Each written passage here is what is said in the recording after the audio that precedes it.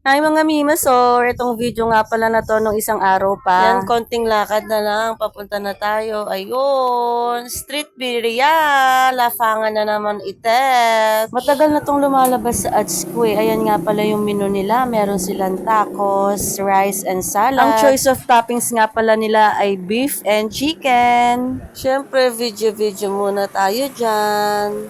Kaya nag-order na nga pala ako kay ate. Ate, pwede mag-order. Order ko.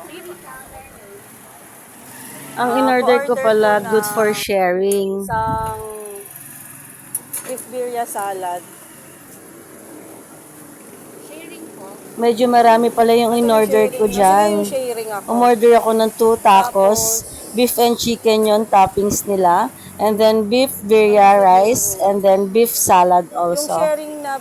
Ang total bill pala natin ay 596 pesos. Ang unang ginawa ni ate ay yung beef salad natin. Actually, ditimbang sila dyan kaya very good sila doon. Approved kay mami ni Alihan yon. Ayan, nilagyan na ni ate ng slice of cucumber, tomato, and then yung beef niya.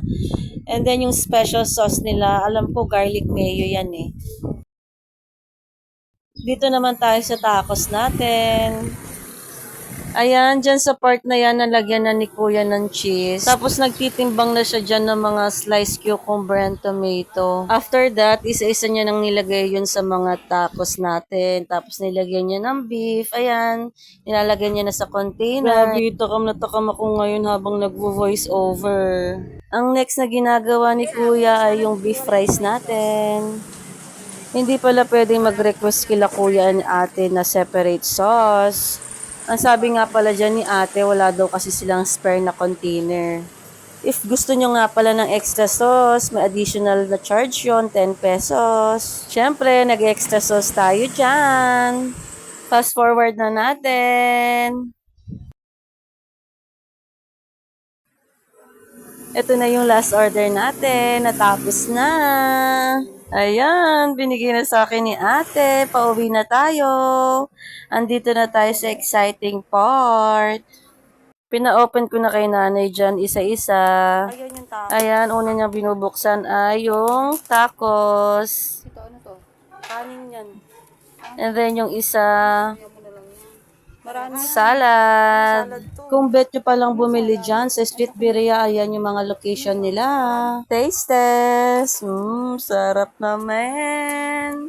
Ang tanong, kung o-order ba ulit or babalik si mami ni Alihan? Ang sagot ay yes!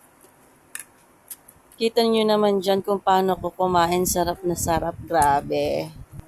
Ang lutong! Bakit ako ulit o-order? Kasi affordable siya and then masarap talaga siya, promise. Dahil nasarapan si mami ni Alihan, mag-iiwan ako ng stamp. Certified masarap. Yun lang mga Mimasor. Thank you for watching. Bye!